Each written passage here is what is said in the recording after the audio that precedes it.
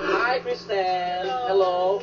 I want you to meet our dear winner, Beverly, and the husband and the son. Hello, congratulations! Nandito tayo ngayon sa Villa Resort ng Manila Airport Hotel. Sana mag-enjoy kayo dito, magre-relax kayo, tapos magpapamassage kayo mamaya. Oh, okay.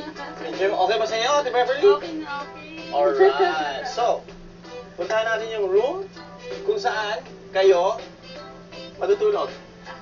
Sa Resort Villas ng Manila Airport Hotel, mag-i-stay sina Ate Beverly na nasa loob mismo ng Ninoy Aquino International Airport.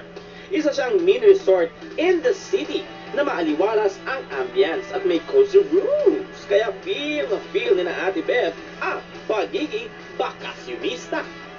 Halika kayo, dali! Pasukin na natin! Yeah, please go. Yan!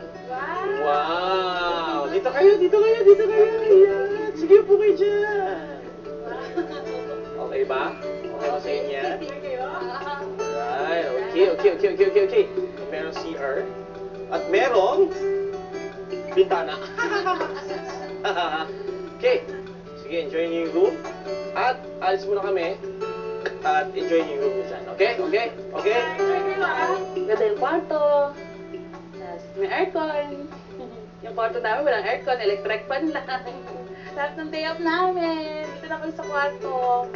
Hi, nanay! Ate! Hi, Steph! Kumusta ang gawa ng buko pa? Okay ba? Malalaman natin yan, Ate Bev, when day off returns.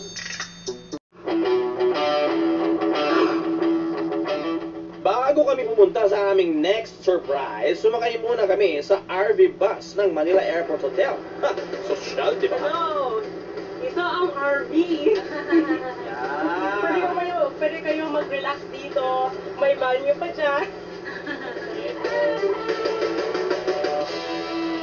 First time akong sumakay dun sa ganung bus na parang bahay na. Aircon, may CR, tapos may sofa. Ayun, galing.